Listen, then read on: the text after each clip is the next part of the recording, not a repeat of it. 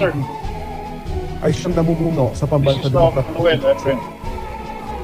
na may dalawang anyo ng pakikibaka. Pangunahin ay ang armadong pakikibaka at pangalawa ay ang parlamentaryong pakikibaka. Ito'y higit na maililinaw kung makikita natin ang kanilang operational at organizational structure.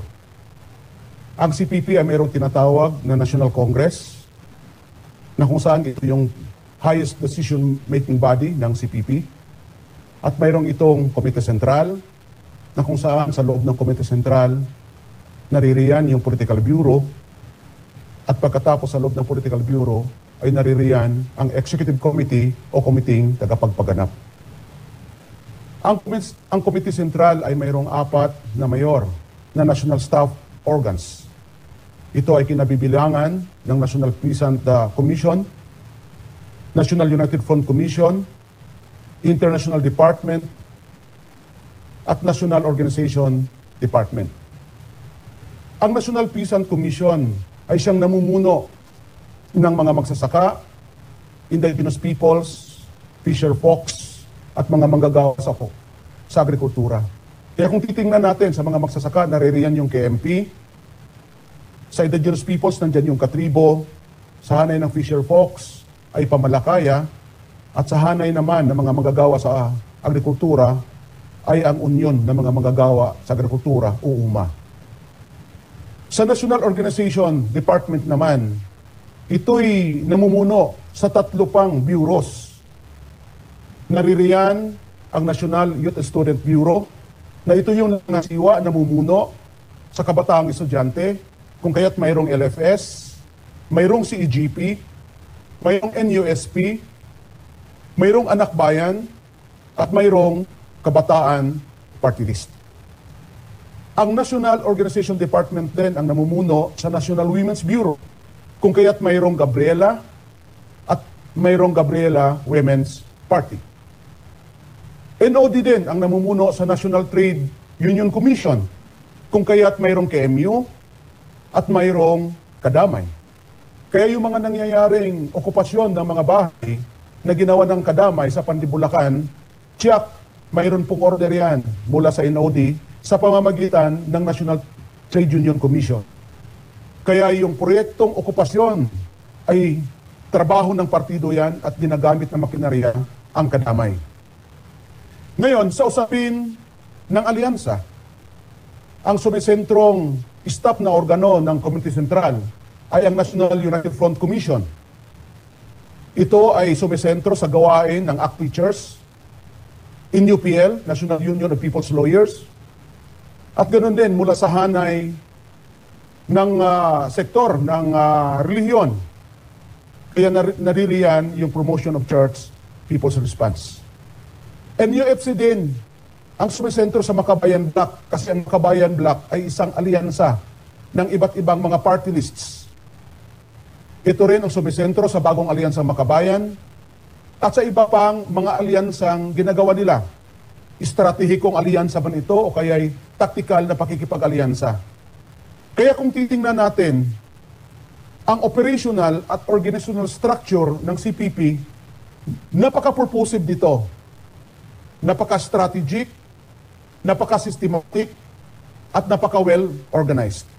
Tagos ito mula nasyonal hanggang local na level, at tagos ito sa iba't ibang sektor ng lipunan. Mapublikong sektor man ito o kaya pribadong sektor. Bilang isang dating membro at kadre ng Communist Party of the Philippines na umabot hanggang Antas, Rion, mapapatunayan ko na yung iba't ibang party lists sa ilalim ng Makabayan Bloc, gaya ng Bayan Muna, ACT Teachers, Gabriela Women's Party at Kabataan Party, ay mga organisasyon pinamumunuan ng Communist Party of the Philippines. At ang mga representatives nito na nasa loob ng Kongreso ngayon ay totoong mga membro at kadre ng partido tulad ni Sara Ilago, Castro, Gaite, Kulyamat, Brosas at Sarate. Kasama ko si Congressman Atty. Sarate noong naganap ng malaking National Democratic Front Peace Consultation Forum dito sa Davao, sa Mincing Hotel, Davao City. Kasama ko siya noon. At kasama ko siya sa mga Marahatag Surigao del Sur nang naganap ang malaking anibersaryo ng Communist Party of the Philippines doon. Na pagpasok namin doon, binarang kami ng mga armed forces of the Philippines. At siya pa ang aming negotiating panel sa pagpasok namin doon sa base. At kasama video niyo ang pakibata na naganap ang malaking anibersaryo ng Communist Party of the Philippines noong December 26, 2018. At kasama ko rin sa ating noong i-release ang BJNP personnel ng nagpikat ng mga people o bilang prisoners of war. At kasama ko sa ibang mga forum si Congressman Serati, mga peace forum. At patunayan ko ng Makabayan Black Representative gaya ng Congressman Atty. Carlos Serati ay isang Partido Komunista sa Pilipinas. Dahil hindi ka maging representative, party list representative, kung hindi ka party member. Dahil isang requisitos na maging representative ka ay kailangan member ka ng Communist Party of the Philippines. Hindi na tayo magsinungaling kasi alam maraming nagtatang na ikaw ay membro ng Partido Komunista sa Pilipinas. Narekruto ako ng NPA galing sa hanay ng IP ng Zamboanga del Norte. Narekruto ako si Felicia Alvarez, ang kabambam, ang sekretary ng Western Mindanao Regional Party Committee. Isa ho ako sa mga estudyante na pinadala ni Bambam sa Davao upang mag-aral under sa scholarship program ng MISTI o Mindanao Interfaith Services Foundation Incorporated. Nagturo ako sa kursong Bachelor of Elementary Education sa Liceo de Davao, Tagum City, Davao del Norte. Sa Community Technical College ako nag-stay dahil nandun yung board namin. Sa Community Technical College of Southeastern Mindanao na rin ako namulat sa pinuluhin ng NPA. Doon na rin ako naging miyembro ng mga underground organization ng CPP-NPA gaya ng Kagoma o Katipunan ng Gurong Makabayan. Sa CTCS rin ako naging nakasapi ng Kilusan. March 2019, umuwi ako galing ng Davao papunta ng Zamboanga Norte. April 2019, pinatawag ako ni Afresia Alvarez Akabamba sa Red Area upang pag-usapan ang 2019 election. Napagdesisyonan doon na ako yung magiging provincial coordinator ng Makabayan Black sa Zamboanga del Norte. Hindi ko gawa-gawa ang kwento ko ito dahil mayroon ho akong patunay, mayroon ho akong hawak na dokumento na pirmado ho ni Atty. Nery Colmenares na ako yung itinalaga nila bilang provincial coordinator ng Makabayan Black sa Zamboanga del Norte. Ako si Sai, member ng Kadamay na nagmula sa Santa Maria, Bulacan. Lumusob kami sa Pandi, Bulacan upang mang-agaw ng bahay ayon sa kumpas ng partido. Bilang kalihim ng partido, ang gawain po ng kalihim ng partido ng seksyon ay magrekluta ng marami. Lumulubog po kami sa urban area, sa urban core. Doon po, nagbubuo kami ng kababaihan, kabataan, at manggagawa. Kaya malinaw na malinaw po na ang Gabriela, ang party list na Gabriela, ang may kumpas nito talaga ay CPP-NPA. Hindi po pwede nilang itanggihan kasi kami mismo na nagbuo dyan na kumpas ng CPP-NPA bilang kalihim ng seksyon. Iyon po ang ibinaba sa akin at ipinatupad ko po ito.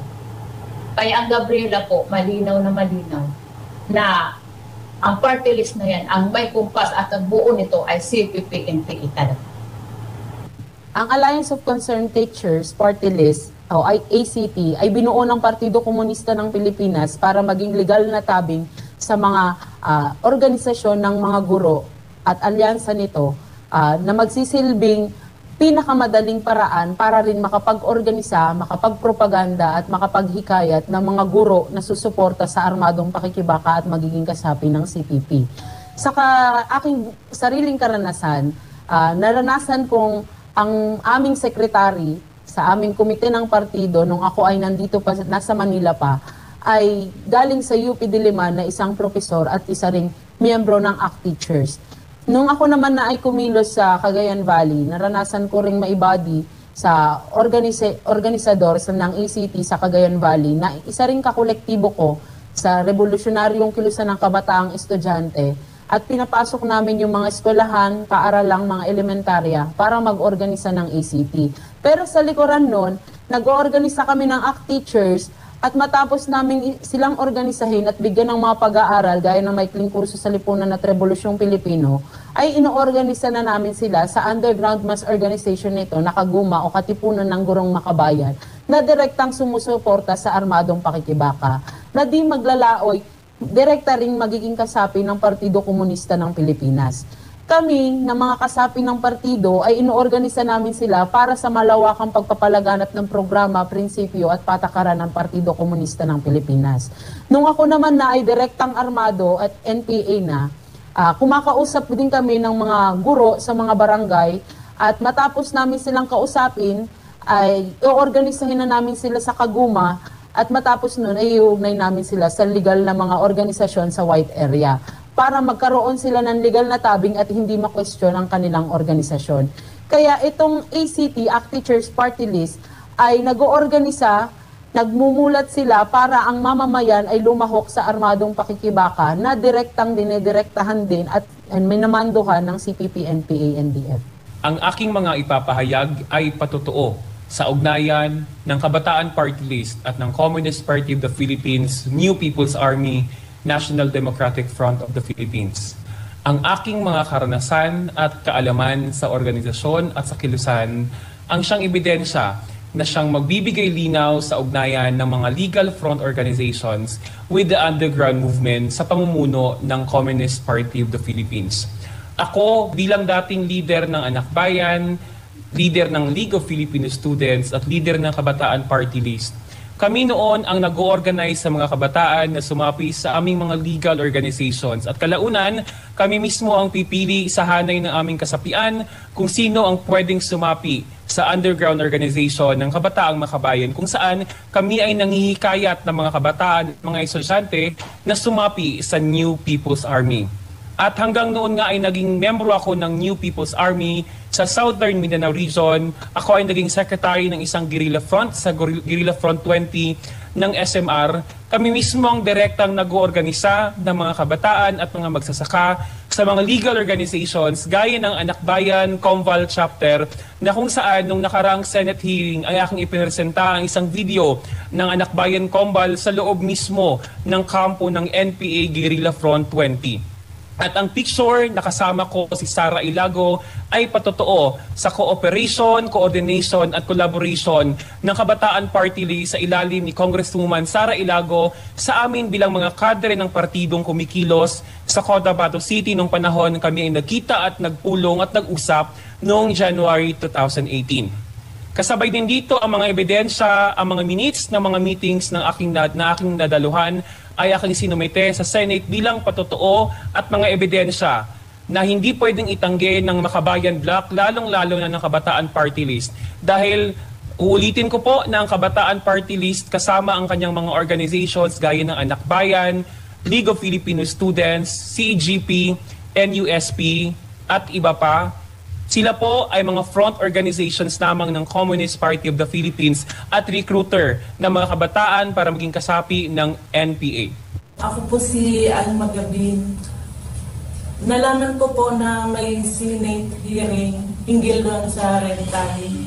At saka napanood ko yung nilalaman at statement ng magkabilang panig. Kaya na-encourage po ako na gumawa ng reaction paper based doon sa naging karanasan ko sa loob ng CPP-NPA-NDF.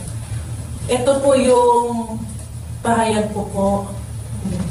4 na pahina po. At lalagdaan ko po ito mamaya. Gusto ko lang po ipaabot na ito ay voluntaryo pong ginawa. Wala pong humingi sa akin na gumawa ng statement doon sa sinasabi ng mga former rebels po. So ito pong statement ay karanasan ko po. At wala pong nagpilit sa akin na gawin ko to. So lalagdaan ko na po ngayon itong statement ko.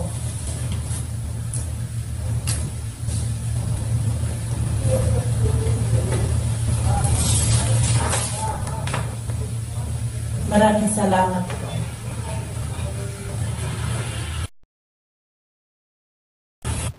Mga kababayan, the Communist Party of the Philippines has left a broad trail of blood in the landscape of our land. Ito po ang pahayag sa isang kolum ni former Ambassador Rigoberto Bobby Tiglao na nagpapahayag ng kanyang mga naging karanasan bilang former cadre in the early 70s ng Communist Party of the Philippines himself. Napakahalaga po ng punto na ito para sa ating mga kababayan at buong sambayan ng Pilipino. For the last 50 years, 50,000 buhay ang nawala dahil sa walang katuturan, walang katapusan, vicious cycle of armed violence na pinapakalat, ginagawa ng CPP, NPA, NDF sa buong kapuluhan natin. Malinaw na ang kanilang layunin ay hindi nagbabago.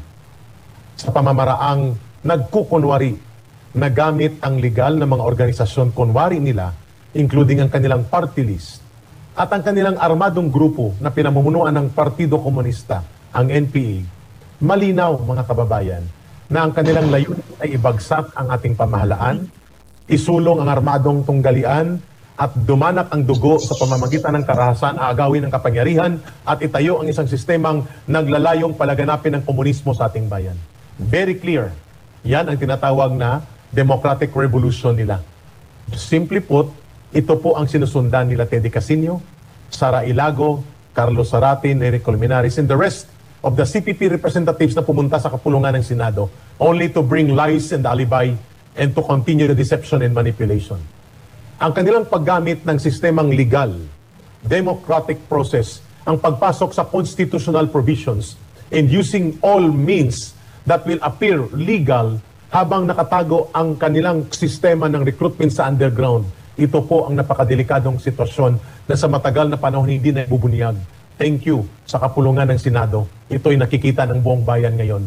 Sapagkat ang underground building, ang pagbubuo ng linya ng NPA upang makakuha ng suporta mula sa urban areas, university, colleges, at maraming area pa sa mga sentrong bayan, itong tinatawag na red area, white area, red area interplay.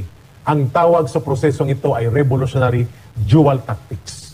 Iniikutan ng batas, binubutas ang batas, ginagamit ang batas upang pahinain ang ating pamahalaan, including ang pag-infiltrate sa ating opisina at mga bureaucratic processes, including Congress. Ang pagpapahayag na ito na naming mga former cadre, former leaders, members ng NDF, ay tatlong basihan. Una po ay lumalaganap ang pagdudugtong ng mga testimonya, preponderance of evidence, testimonial evidences. Buhay na patotoo sa direktang eksperyensya, paglalahad ng karanasan at pagdadala ng aming sariling mga dokumento na nakuha pa namin ng kaming kumikilos pa bilang leaders ng CPP, NPA, NDF. And ito po'y bahagi ng aming redemption. Pagtutuwid sa naging kasalanan namin kung bakit kami naglalantad, nagbubunyag at naglalahad. Samantala po, malinaw naman ang naging ginawa ng CPP, NPA, NDF. Ipinadala nila ang kanilang mga representante na nagkukubli at nagmamaskara sa party list. At ano itong ginawa nila dito sa Senado? Una, sinabi nila na hindi nila kayang kondinahin ang CPP, NPA, NDF dahil ito daw ay isang grupo na naglulunsad ng rebellion at hindi kriminalidad o terorismo. Mali. Whatever they say, ang pagsusulong ng armado at marahas na pagkilos ng mamamayan at pagpatay ng kapwa Pilipino at pagpapabagsak ng ating democratically established government ay isang krimen. Kung sila ay bahagi ng gobyerno and they were challenged no less than by the chairman of the committee and by the Senate President to condemn itong ginagawang ito, and yet hindi nila ginawa dahil ito ay kanilang pinalakpakan, kanilang sinaluduhan, and they glorify it. Malinaw ang kanilang accountability. At the minimum, ito ay abetting or conspiring to commit rebellion. At the maximum, this is outright categorical treason, pagtataksil. And because of that, napapanahon ang panawagang mag-resign sila. Ito ay panawagan ng buong mamamayang Pilipino na nasasayang ang pondo natin, nawawasak ang ating mga demokratikong proseso at nawawala ang integridad ng Senado at Kongreso kung nandyan sila at pinapababayaan dahil sa kanilang kagagawan sa pagbutas ng mga batas natin. At pangatlo, nangangailangan po na ang kanilang mga ginagawang pagre-recruit na sinasabi nila personal decision ng mga miyembro nila at pinapababayaan nila, ang tawag dito ay respondeat superior. This is command responsibility. Kung aktivista lang daw sila at may nag-NPA mula sa kanilang mga organisasyong itinayo, hindi naman po pwedeng mag-deny sila ng pananagutan. Ang tawag dyan, accountability and responsibility. Yan po ang ipinapanawagan natin sa kanila upang managot sila sa mga magulang at mga nawasak na mga pamilya at nasirang buhay ng mga kabataan. At panghuli po, gusto nating ipalahad sa kanila at sa buong mamamayan, wala pong red tagging na nagaganap sa ating bayan. Red tagging ay invento at kaisipan ng CPP, NPA, NDF at ng mga kasabwat nila, kagaya ni Ginoong Teddy Casino, ni Ginoong Colmenares, ni Ginoong Sarati at ni Binibining Sara Ilago. Very clear, ang ginagawa ngayon ay pagbubunyag. Batay sa karanasan, eksperyensya, dokumento at pagpapatotoo ng mga taong naging bahagi ng ganitong proseso ng ugnayan ng armado at illegal, hindi illegal, above ground and underground na tinatawag nating broad spectrum of operations ng CPP, NPA, NDF. Malinaw na ito ay public awareness and security awareness campaign. At katungkulang moral at legal ito ng gobyerno na dapat gawin at suportahan ng mamamayan. At ang panghuli po, nakikita pa lamang natin ang dalawang aspeto ng programa ng CPP, NPA, NDF.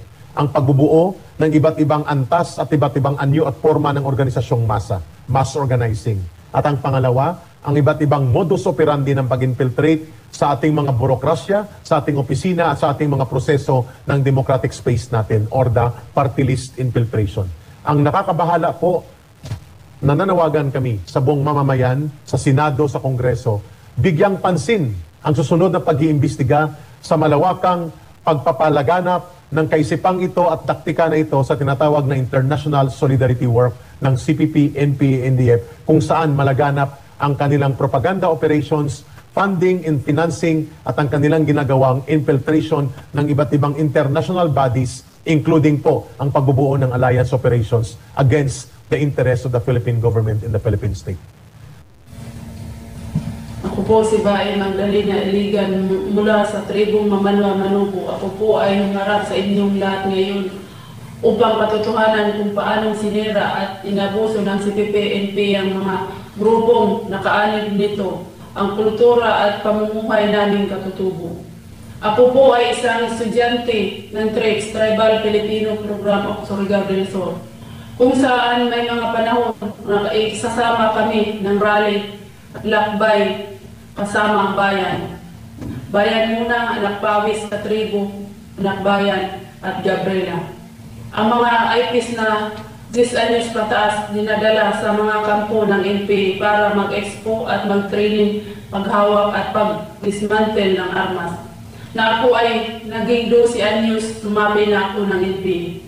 Nagpasya ako na umalis na mismo ang mga NPA ang pumatay sa tatlo kong tiyuhin. Nasaksihan ko din kung paano brutal pinatay ng mga membro ng NPA. Ang pinaghilaan nilang espiya or leader ng tribo na hindi sumuporta sa kanila. Lumabas ako kasama ang ibang mga katutubo upang ipaalam sa publiko ang pag-aabuso ng mga tribong minorya ng CPP-NPA ng mga grupong kanib nito. Humingi din kami ng tulong sa mga mambabatas na kami ay proteksyonan para hindi tuluyang masira ang aming kultura. Marami pong salamat. Ako po si Awing Apuga, galing sa tribo ng Atamanubo sa Talamingog, Davao del Norte. Ako ay anak sa dating founding chairman sa Salungpungan ng Panagig Kanuguro na si Dato' Gibang Apuga. Isa din siyang ginagamit at niloloko ng CPP-NP-NDF. Ako po ay narito upang pusang loob na ibahagi ang aking kaalaman ukol sa CPP-NP-NDF at sa mga organisasyon na kaalyado nito.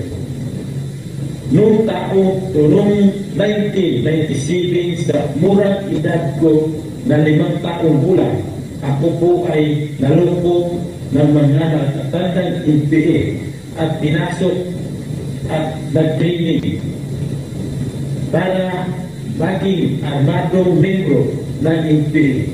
Sa aking murang isip, ipinasok ng NPA sa nakatatandang sa aking kapalaran sa ang maging kasapi nila. Noong taong 2020 o 2007,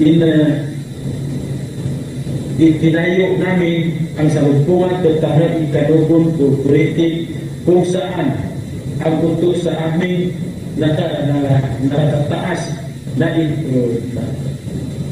NPA ay itinanim sa bawat pagtuturo ng paaralang ito.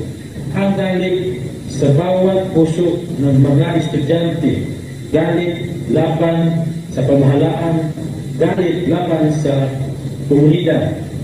Unti-unti po nilang minalayo ang aming loob sa aming tribo at nilalapit sa armadong pakikibaka.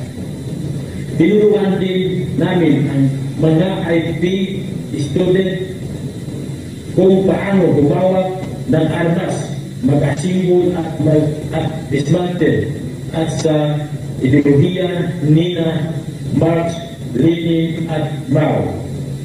Ang mga estudyante ng Salungpungan ay pinasalidin sa mga halis laban sa gobyerno kasama sa Bayan-Muna, LFS at Anak Bayan. Sa aking palagay,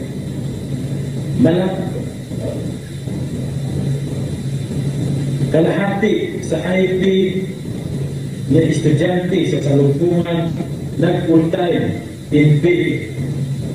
Samantalang ang iba ay nagagamit sa rallies kasama ng Bayan-Muna, Bayan, Anak Bayan, FS, Gabriela at Anak Pawis. Sa katagalan ng maisip ko ang panluloko at corruption sa mga indigenous culture communities ng CPP-NP-NDF. Ako po ay umalis sa Kilusan. At narito ako ngayon upang sabihin sa lahat ang pang-aabuso ng CPP-NP-NDF sa aming mga katutubo.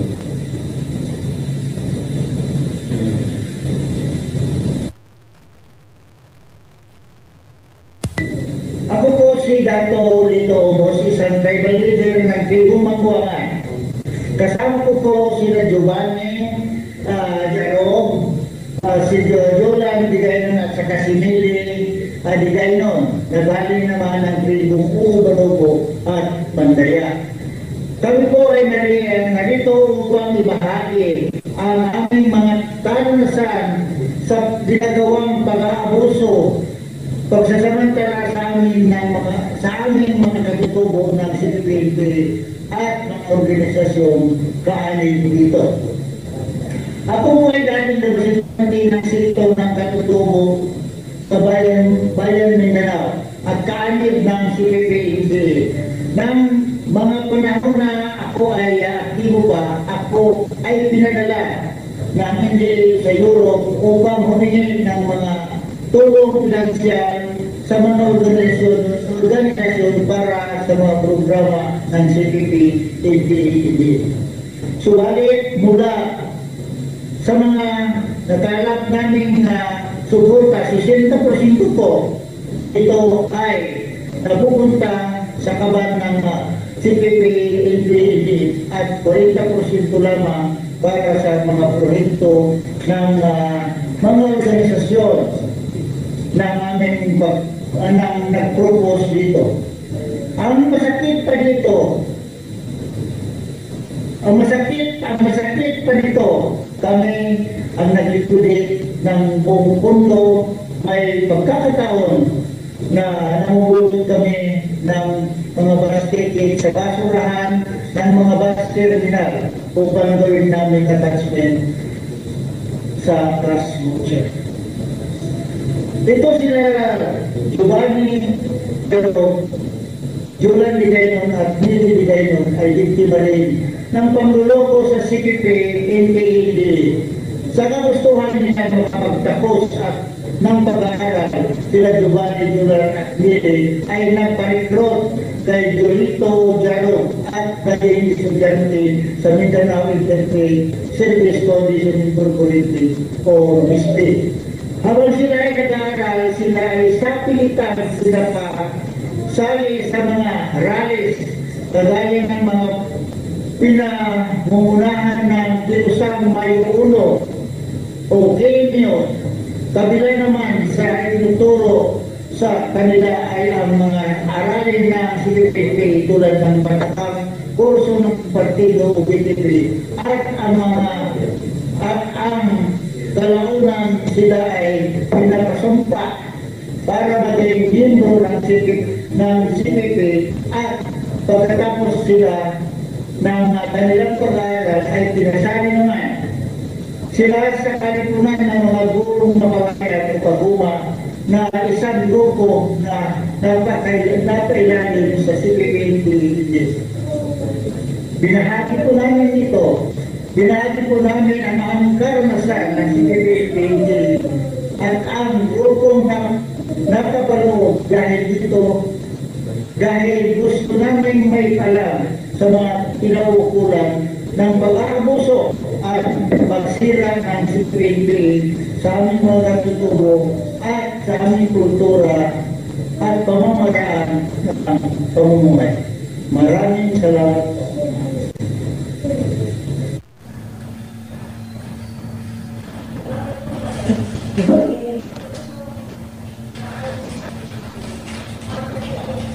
Magandang araw po sa inyong lahat. Ako po si Jolito Jaro, isang manubo. Narito po ako sa Senate hearing para ibahagi sa publiko ang aking nalalaman ukol sa CPP, NPA, NDF at ang mga grupong kalyado nito. Ako po ay na-recruit na maging membro ng CPP, NPA, NDF at naging tagapagsalita ng Pasakandoy sa Lumpugan, Kalimudan o Pasaka, isang regional na organisasyon ng mga lumali sa Southern Mindanao. Nalalaman po lamang na komunikado ang Pasaka sa CPP, NPA, NDF noong ako ay ganap ng membro ng CPP, NPA, NDF. Noong tagapagsalita ako ng Pasaka, nagkaroon ako ng pagkakataon na makasama ko sa mga aktibidades ang mga opisyalis ng Anak-Pawis at Bayan Muna. Ako din ay nag-recruit ng mga IPO para sa mga mapaghinlang na mga programa ng Mindanao Interfaith Services Foundation Incorporated o MISP, kagaya nila Meli Digaynon, Giovanni Jaro, at Julan Ligaynon at iba pa. Kalaunan, sila ay nag-aral ng mga kurso ng CPP, NPA, NDF, gaya ng batayang kursong pagpartido at pinasumpa bilang miyembro ng CPP at ng katipunan ng Burong Makabayan o Kaguma. Ako ay nagpasyang umalis sa CPP-NP-NDF noong 2017 dahil napagtanto ko na walang patutunguhan ang aming pinagalaban, lalo na naranasan kong ginagamit lang ako sa propaganda ng CPP-NP-NDF. Yun lang at maraming salamat. Magandang araw sa inyong lahat. Karnasan, nakita ko na hindi ito ang kalutasan. Meron nga tayong ideolohiya eh. Yung ideolohiya ang Pilipino. Likas na ideolohiya na naniniwala tayo sa Diyos at tayo ay makatao, may pagpapahalaga tayo sa buhay, may pangunahin natin, nakabase tayo sa pamilya. No? Ito'y wasak lahat sa komunista eh. Huwag na tayong patangay din sa sinasabi ng mga komunista, 50 taon na ito, my God. Perpetual war na ito. At kung ito ang talagang kasagutan umpa, ang sabi nga ni Marx, kung pinakikinggan pala si Marx eh, ang sabi, ito'y pakidigma ng mamayan na magtatagumpay lamang kung lalahukan at susuportahan ng mamayan. In 50 years na hindi ito nagtagumpay, ibig sabihin, ayaw ito ng mamayan. Itigil na natin. At ang kawawa ay susunod na laing Pilipino.